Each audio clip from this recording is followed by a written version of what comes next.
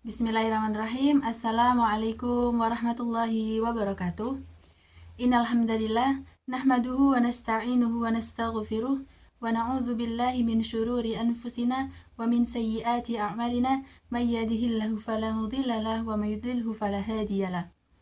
Asyhadu an la ilaha illallah wa asyhadu anna Muhammadan abduhu wa rasuluh. Amma ba'd.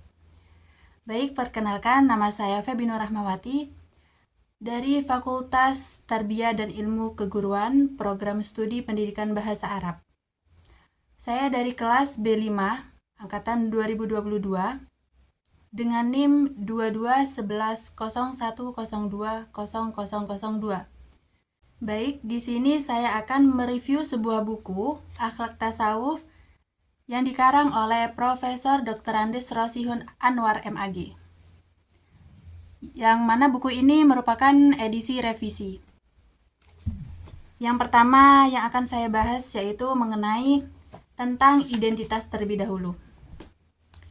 Identitas buku yang pertama, judul buku Akhlak Tasawuf, karangan Profesor Dr. Andes Rosihun Anwar MAG, penerbit dari CV Pustaka Setia, tahun terbit 2010, kota terbit Bandung, tebal buku 364 halaman, jumlah buku terdapat 16 bab, ukuran buku 16 x 24 cm, harga buku kisaran 50.000,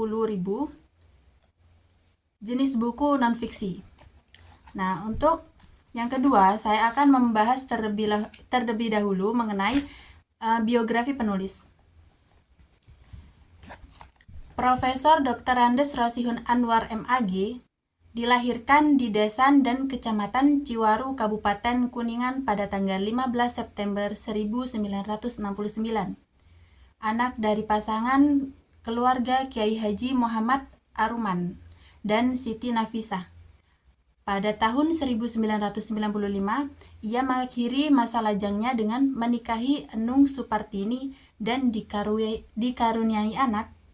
2. Pendidikan formal penulis dijalani di SDN Bayu Asih Ciwaru pada tahun 1983. MTS NU Buntet Cirebon tahun 1986. MANU Buntet Cirebon 1989. Lalu Sunan Gunung Jati Bandung menempuh pendidikan S1 pada tahun 1993. Lalu menempuh S3 di IAIN Syarif Hidayatullah pada tahun 2005. Nah, sedangkan pendidikan non-formalnya dijalani di Pondok Pesantren Buntet Cirebon pada tahun 1983 sampai dengan tahun 1989. Sejak tahun 1995 menjadi staf pengajar di Fakultas Usuluddin UIN Sunan Gunung Jati Bandung.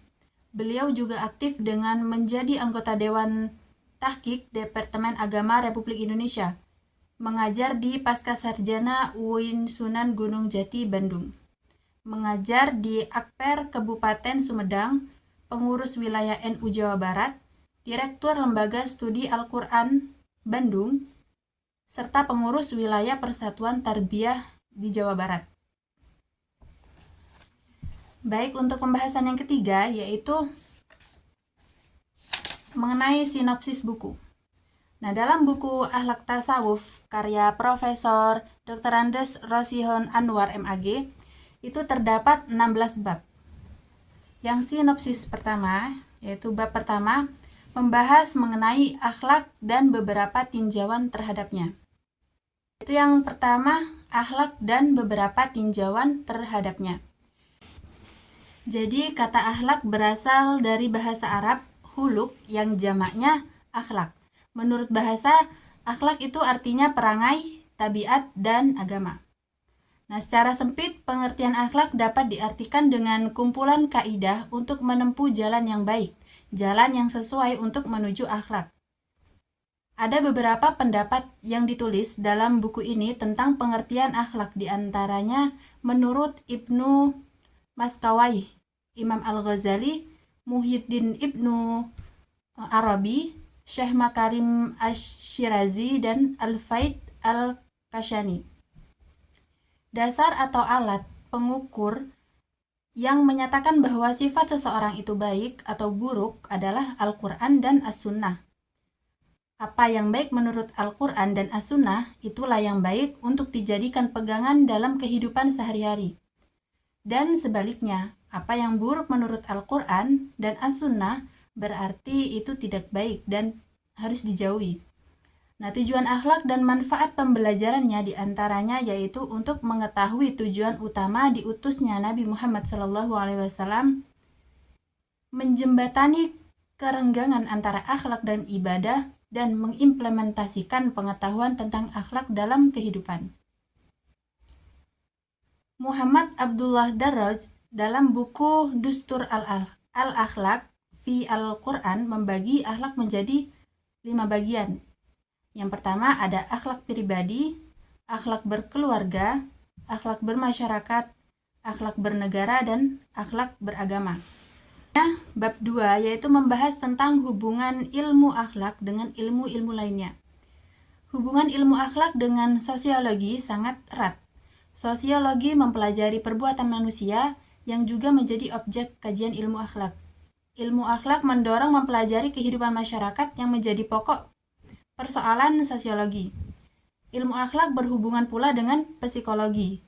Psikologi menyelidiki dan membicarakan kekuatan perasaan, paham, mengenal, ingatan, kehendak, kemerdekaan, khayalan, dan rasa kasih yang semuanya dibutuhkan oleh ilmu akhlak. Nah, pokok pembicaraan ilmu akhlak dan ilmu hukum adalah perbuatan manusia. Tujuannya pun hampir sama, yaitu mengatur perbuatan manusia demi terwujudnya keserasian, keselarasan, keselamatan, dan kebahagiaan. Nah, ilmu akhlak dapat dikatakan cabang dari filsafat praktis. Akan tetapi secara jumlah ilmu sedemikian banyak sehingga ilmu akhlak pun berdiri menjadi ilmu tersendiri. Sebagian besar pembicaraan tasawuf berkaitan dengan pengetahuan tentang ketuhanan. Tetapi bukan dengan jalan ilmu dan pembuktian ilmiah, melainkan dengan jalan penyaksian esoterik. Nah, ini berarti bahwa hati manusia itu berfungsi bagaikan cermin yang bersih sehingga dapat menangkap hakikat dan menyingkap tirai. Bab 5 yaitu membahas mengenai akhlak terpuji atau akhlak mahmudah. Akhlak terpuji merupakan terjemahan dari ungkapan bahasa Arab akhlak, mahmudah. Nah, mahmudah itu merupakan bentuk maf'ul dari kata hamidah yang berarti dipuji. Akhlak terpuji tersebut pula dengan akhlak karimah atau akhlak mulia atau makarim al-akhlak. Akhlak terpuji atau akhlak mahmudah terdiri dari beberapa macam. Yang pertama, akhlak terhadap Allah, yaitu menauhidkan Allah Subhanahu wa taala, berbaik sangka, zikrullah, dan tawakal. Yang kedua, akhlak terhadap diri sendiri, yaitu menanamkan sifat sabar, syukur, menunaikan amanah, benar atau jujur, menepati janji, dan memelihara kesucian diri. Yang ketiga ada akhlak terhadap keluarga, yaitu berbakti kepada orang tua dan bersikap baik kepada saudara.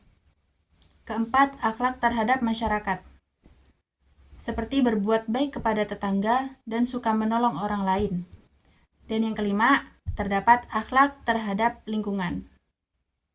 Baik, setelah saya menjelaskan dari isi buku Akhlak Tasawuf karya Profesor Dr. Andes Rosihun Anwar MAG, saya di sini akan menyebutkan beberapa kelebihan buku dan kekurangan buku. Yaitu kelebihan buku Akhlak Tasawuf ini yang merupakan karya Profesor Dr. Andes Rosihun Anwar MAG, terdapat footnote yang memudahkan para pembaca untuk mencari referensi buku yang aslinya. Serta terdapat rangkuman yang dapat memudahkan para pembaca untuk membantu mengingat isi sebuah buku atau uraian yang begitu panjang. Dan kekurangan dari buku ini yaitu terdapat sebagian dari halaman yang mana warna lembarannya itu tidak begitu jelas seperti ini. Ini pada bagian ringkasan pada halaman 80. Ini saya rasa halamannya itu burem begitu, jadi kurang enak kalau dibaca. Nah, dan pada bab 16 itu kurang penulisan kejelasan babnya itu loh. Jadi di sini bab 16 itu tidak tertulis seperti bab 15 ini. Nah, begitu. Nah, cukup sekian dari saya. Jika ada kesalahan, mohon dimaafkan karena memang kesalahan dari diri kita sendiri, namun kebenaran hanya milik Allah Subhanahu wa taala. Akhirul kalam, wassalamualaikum warahmatullahi wabarakatuh.